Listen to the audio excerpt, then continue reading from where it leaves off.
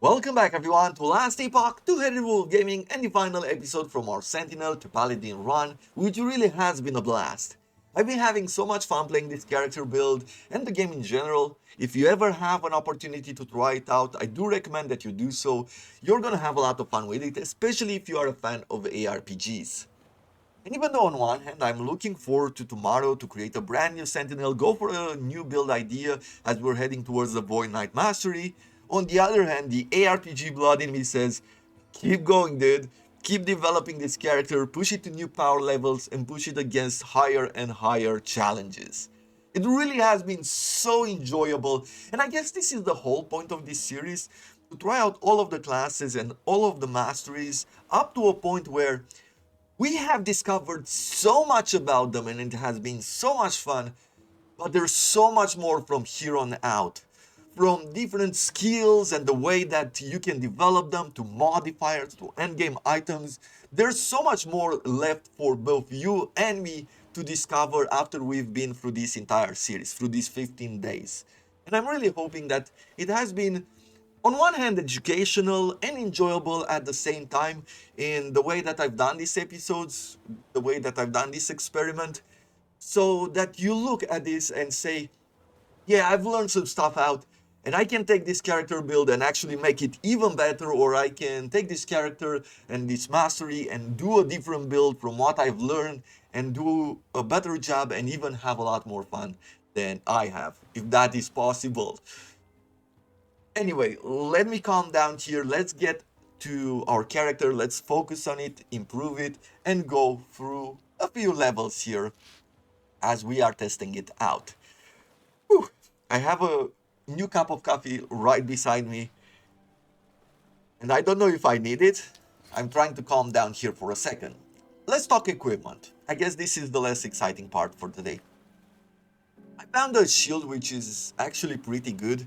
I'm getting 2% more block chance and plus 306 block effectiveness, which I thought is really good, plus an extra 7% endurance and 14% increased physical damage. I am losing 92 armor, which is a bit unfortunate, but if you were to take a look here, we have a 533 armor at this point. It's a 28% damage reduction, but if you look at block effectiveness, I am at 40%.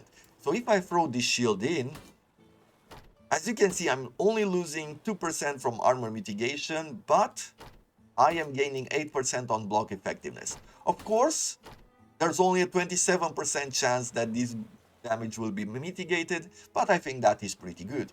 I have a better armor here, nothing too impressive, but I saw that 21% increased armor and I felt like that is actually pretty good, so we're gonna throw that on. I have a weapon here which is slightly better. I have 12 melee damage, 30% increased physical damage, and 9 health on melee hit. Nothing too special, it is slightly better than what I have right now, so we're just gonna throw that in. Rings, I have been running with really bad rings so far. I haven't found anything special. Maybe I should learn how to craft rings better. Maybe that is a thing. I'm throwing now a ring on which has increased elemental damage and fire damage, and since we're using that a lot, we're gonna replace the ring, one of them, and the other one has 7% fire resistance and 6% lightning resistance, and I felt like getting the 13% elemental resistance, so something which is a bit more general, is actually going to be better for us. I've unlocked a bunch of idle slots here, and I found this eagle, which has a 6% chance to cast a void rift on kill. I don't know exactly what that is, but maybe we will see it in action.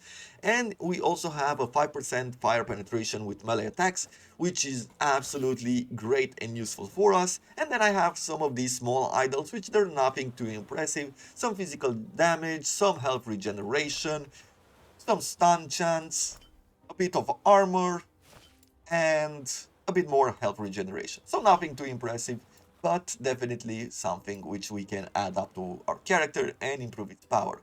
I found two legendary items which were interesting to me. These boots seem to be something that could work really well for a rogue. We get 8% increased movement speed, 7% chance to gain haste for 3 seconds when a nearby enemy dies. That seems really good. 24% less damage over time taken while you have haste, And when you gain haste or refresh its duration, you gain 49 ward. Ward is sort of like it's an extra shield that you get. It's like extra health that you gain. That's pretty much the idea that I have for it at the moment. I don't know if I'll change my opinion once we're playing another character which builds around ward, but there you have it. And then I found this, which is a two-handed mace, which does a lot of fire damage. We get 161% chance to ignite on hit, 168% increased fire damage over time, 13% increased fire damage taken, so there's a downside there. You cremate enemies you kill, burning enemies around them, and you also have a 10% chance to summon a burning skeleton for 10 seconds when you cremate an enemy. And I feel like this one could be such a cool item to create a paladin build. Maximize that fire damage that we have done so far, make it a bit more tanky by investing in armor, because of course you're using a two-handed weapon. But this should be a really nice weapon to try out and make a build around it. But there we go. That is everything that is to be said about equipment. Let's go into our passives. And over here, we are going to be upgrading our character even further. At this point, I think I'm going to start investing into conviction, get some increased physical, fire, and lightning damage. I guess physical and fire is what we care for, plus some resistance penetration. I've been looking around. I don't think I want to invest in anything else. 60% melee ignite chance is good enough. I don't want to push this even further. I think this is a better choice. And we're investing 2 points so we can get to the next level of skills. Over here we can get Raya Strength. We gain additional strength and we deal increased fire damage if we have hit an enemy with a melee attack recently. This can be useful for us. We are committed to melee, so this could be good. Sheer Divinity. Divine Ball fires extra projectiles but has a reduced chance to cast on hit. So we're going from 20% to 10%, but we can get an additional 5 bolts if we fully invest into this skill. I think that's what we're going for. Then we have Holy Icon, increased healing effectiveness and by 7%, necrotic resistance by 7%, and health by 7. Sounds pretty good to me. Holy Nova, Holy Symbol, also heals allies in an area around you. That could be really cool. However, we are not playing with allies. I am going to fully commit here into Shared Divinity. And we will unlock the next level of skills. We have 4 more points to spend. We can go with Freyr, where we have increased damage and healing effectiveness if you have healed yourself or an ally recently. This sounds really good to me. However, I'm not sure how it applies, whether it applies when we're doing something like this, right? Gaining health. Maybe we have to use a healing skill rather than just gaining health by hitting enemies. I'm guessing that that is the trigger. That would make sense in my head, but I don't know at the moment. We could go with Piety, where Divine Bolt can also target nearby allies, healing them for the amount of base fire damage it would deal. This is really impressive for party play. Or we could go with Dedication, where we could get Attunement. Attunement gives us mana regeneration and extra spell damage, and increase mana regeneration by 2% per point. Sounds pretty good. I am not sure exactly what I want to invest in at the moment. I think I'm going to go with Prayer. No, let's go with this, Raya Strength. We're going to invest 2 points there. I'm going to invest a bit more. I guess I'm going to invest in here as well to get a bit more necrotic resistance. Yeah, investing in some resistances seems necessary at this point. We've also unlocked Sigils of Hope, where we summon a sigil that orbits you, causing you and your allies' attack and spells to deal 3 additional fire damage, which I'm guessing can be multiplied. It's not super impressive, but can be multiplied. And it also increases health regeneration by 30%. That is actually really good. You can have up to 3 sigils at a time. Sigils expire after 15 seconds. So you can have 19% health regeneration if you cast it 3 times.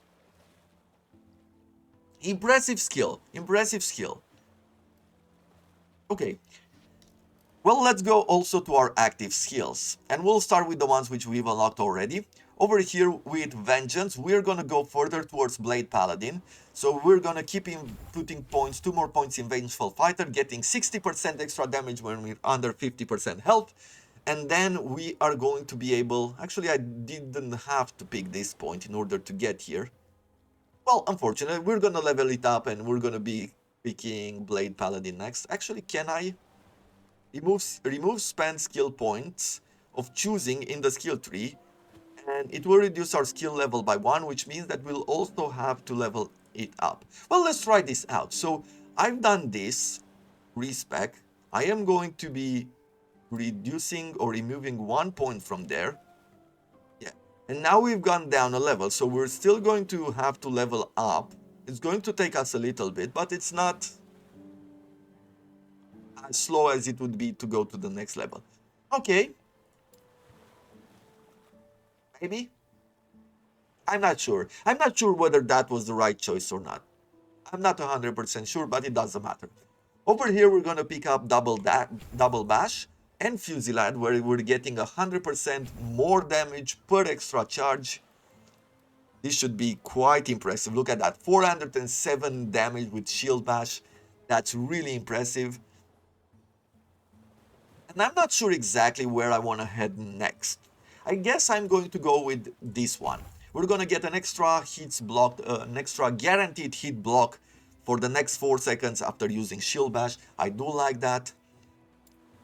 Over here on our aura, on our holy aura, I have invested off-camera points. I talked about this, but I have invested off-camera points into Vital Boon and picked up Purification to get that 20% poison resistance and cleanse the ailments. Because I've been in an area where poison has been quite problematic, and thus I wanted to invest into this one in order to have a bit more survivability. Over here, we're gonna increase the area of effect for the explosion that we are doing, and also add 50% more damage to the flame burst there. And now we're picking a new specialization. And I was thinking, I've been using Healing Hands quite a bit, so let's throw this one in.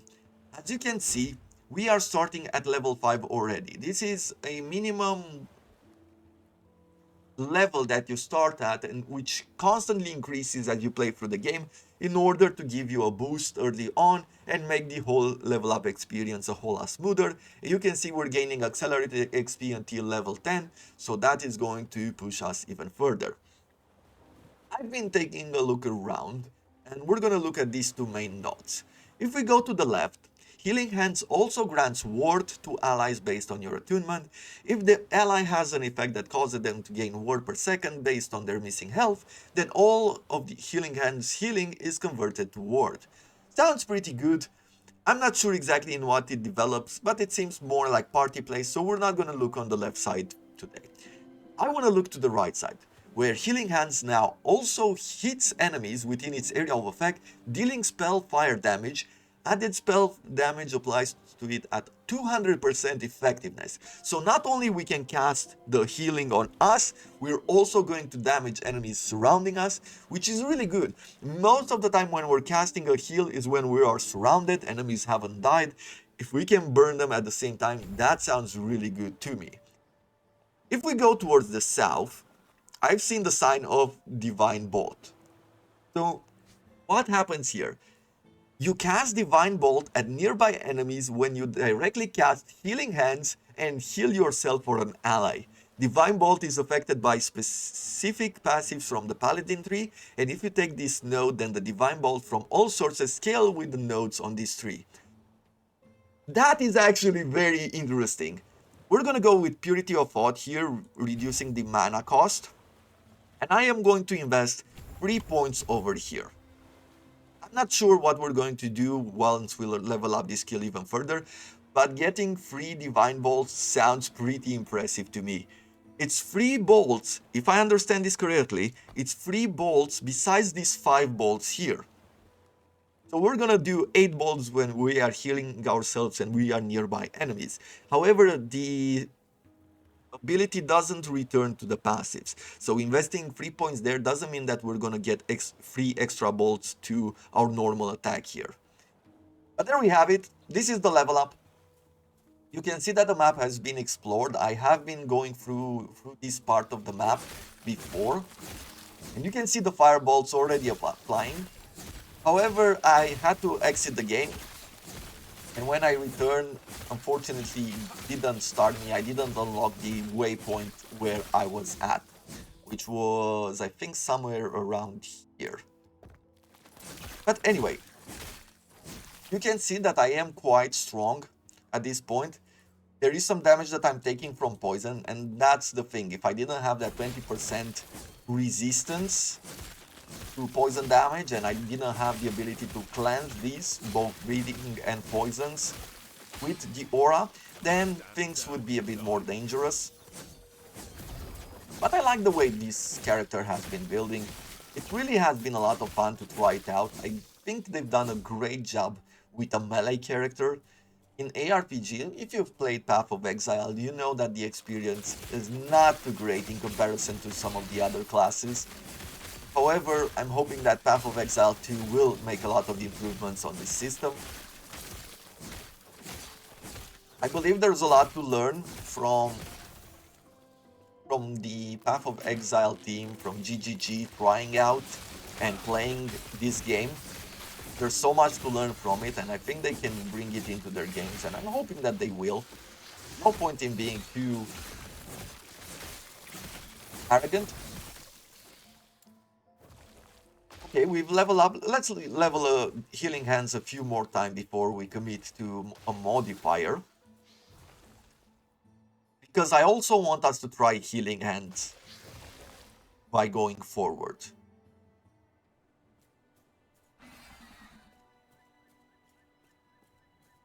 I'm feeling like I've calmed down at this point. I mean, we've been talking for about, what, 10-15 minutes about skills and items. So, Healing Hands. Look at that! I like the fact that it also casts in the direction in which the enemies are at. So we're not necessarily casting only in one direction like we have with our hits. Look at it! We can just sit here. You can make a build around this. You can increase your health regeneration and armor and just apply the healing. I think this character would be great in party play. And if you were to ask me whether I recommend this for a single player character, I would say yes. I didn't feel at any point that there's not enough choice for you to have by playing the game by yourself. There are definitely skills where you are looking at them and you say, oh, this is actually pretty cool if you are playing with a party, where you are playing with a friend. However, I didn't feel at any point that I was disadvantaged by the fact that I am not playing with other people. So that is pretty good in my book. Okay. So far, the character is acting quite nice. I have to keep up the Holy Aura quite often. I mean, you can see it's not the damage that is problematic. This normal damage is not problematic. What is problematic is the amount of poisons and bleeds that we are getting. You can see that it quickly stacks up.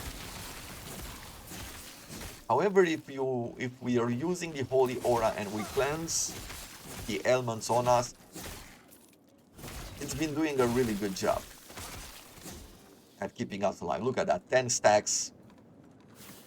Yeah. Those stacks really hurt.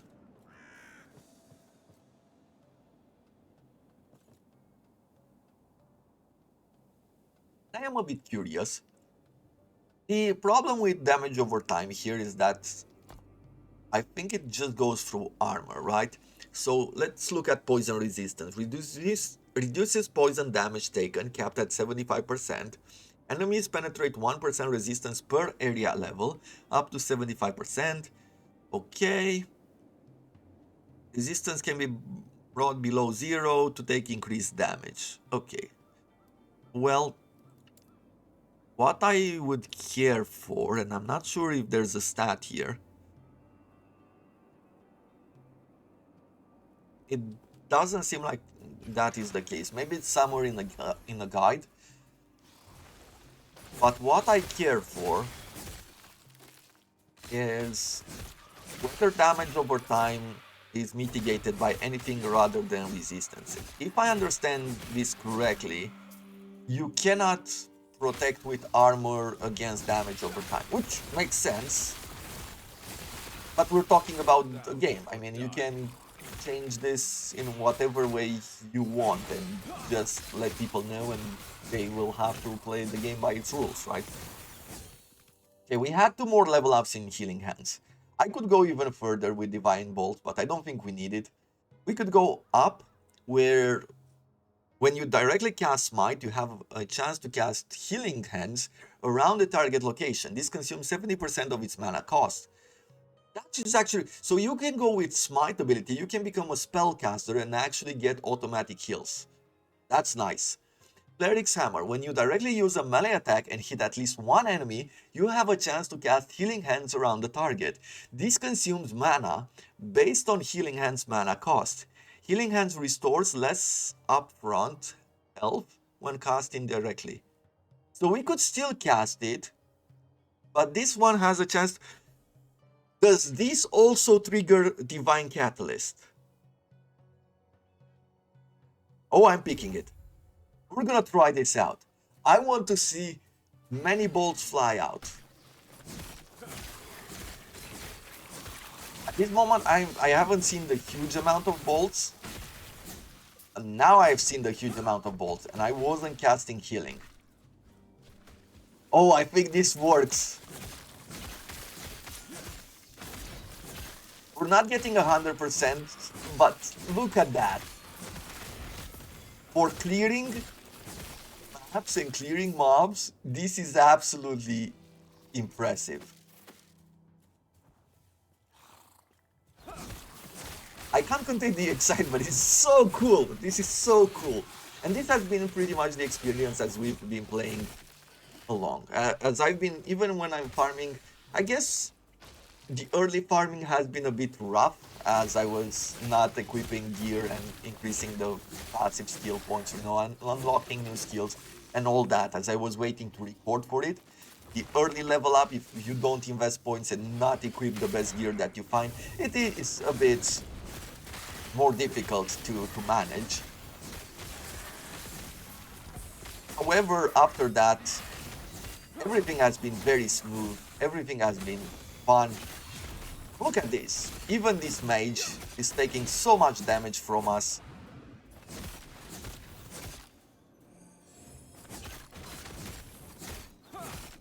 Yeah, we're getting all of those bolts cast.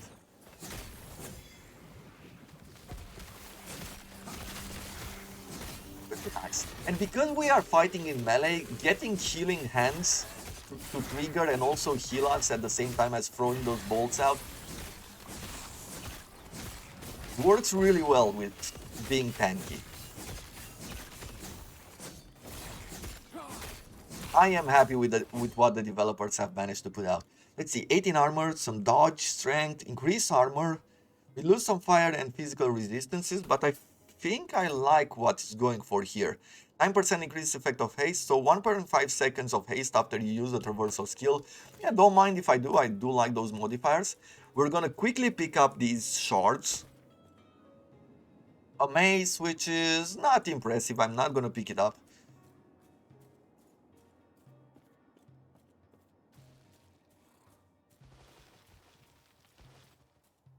And we're just about to get a new level up, which gives me a perfect opportunity to talk about the builds ideas that we're going to go for by playing with the Sentinel.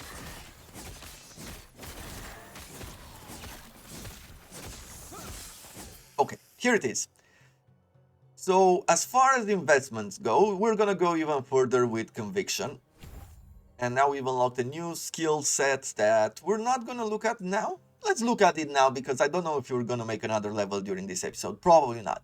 Sanctuary Guardian. Armor while holding a shield 50 per point and spell damage with a shield +2 per point.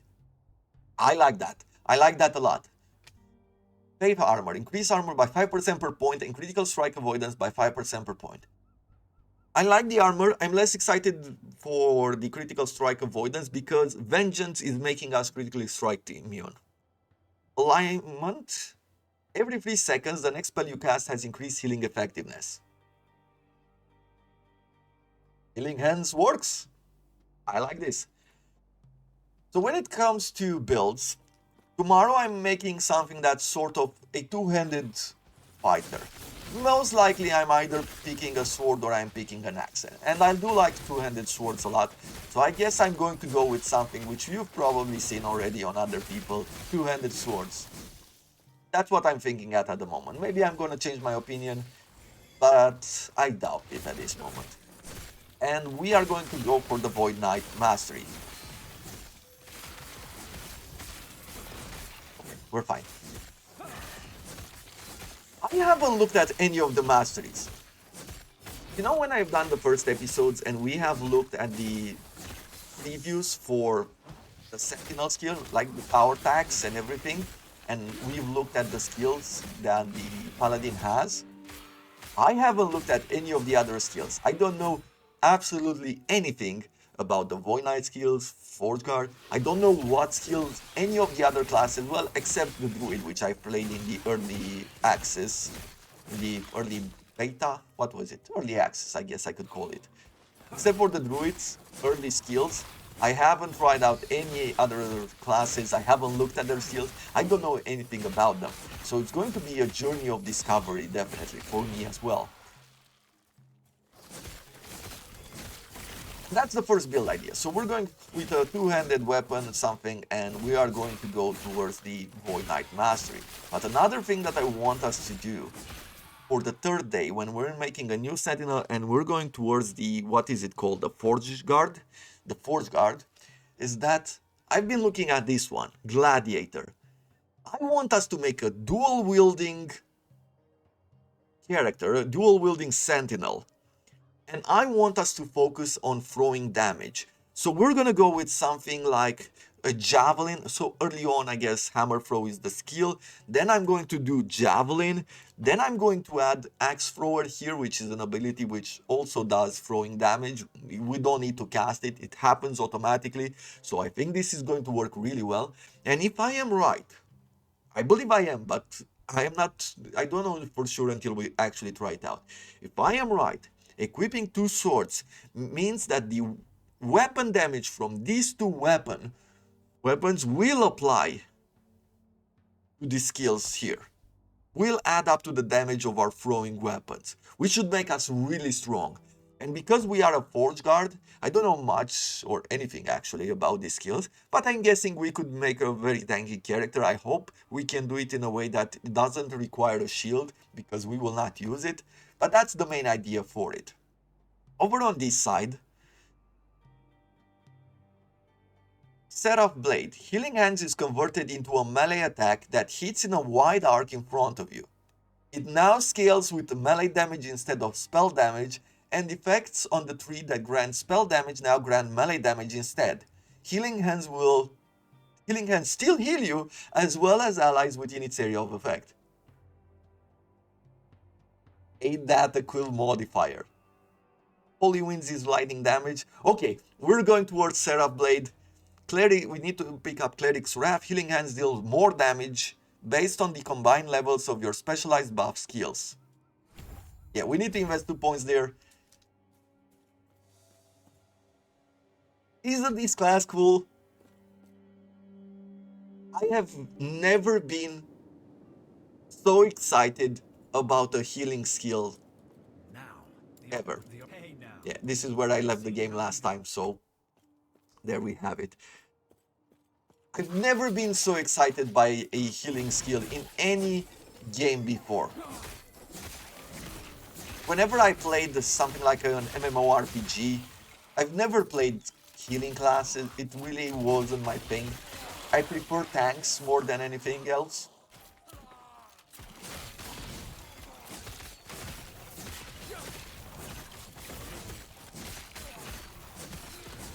Yeah, I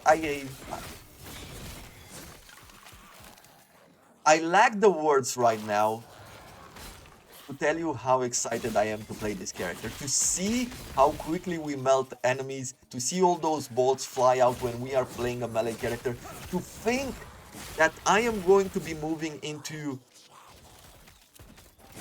A character which casts a healing skill, which throws a bunch of bolts out, which also damages enemies using melee multipliers, is something that is so unique, something that I've never experienced before, up to a point that I am impressed. I am impressed with the developers. I feel very sad that the servers are not stable. You know that they've had problems. I've heard they put a post out where they said it's not actually a server problem, but it's something about it's a bug in the game or something like that. I'm not a specialist in any of this, so don't. I'm not gonna try to explain anything. But it's really unfortunate. Still, the offline experience so far seems really good. I've had absolutely no problem with it. I had found no bugs, nothing at least that I've noticed in a way.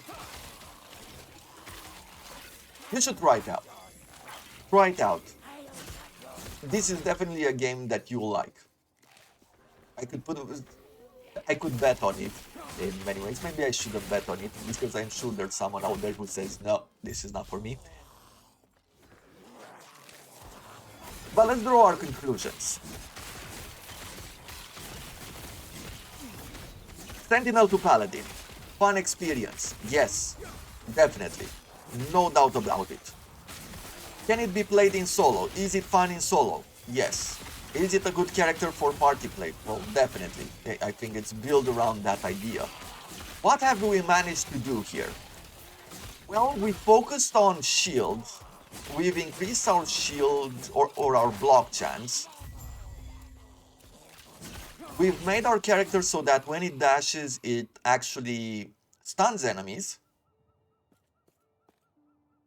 We've also built a really strong melee character, which has the potential to jump in the middle of enemies. I guess this is better put.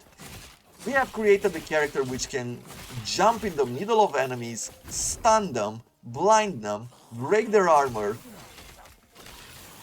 and we can survive the encounter by increasing our resistances, doing a whole lot of fire damage, heal at the same time, while explosions are happening all around us, both in the fire damage that we are doing here with the aura, right, the flame burst, with the damage that we are doing with healing hands, with the bolts that we are firing out both from our melee attacks and healing hands.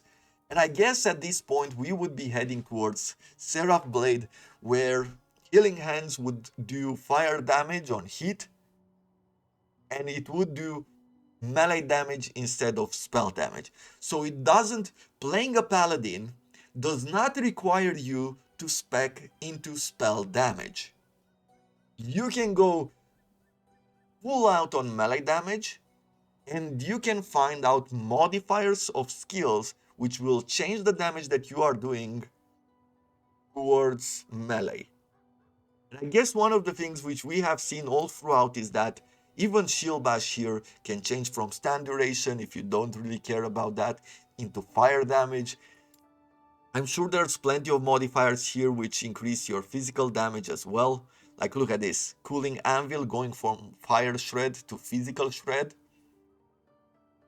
Either way, this is it. This is where we're going to stop with this character. It has really been a blast playing it. Looking forward to tomorrow. I hope you have enjoyed this series. I hope you have enjoyed the format. If you did, do consider leaving a like. You know, it helps me, it helps the channel grow here on YouTube. Subscribe to it if you want to keep on track with what I'm doing.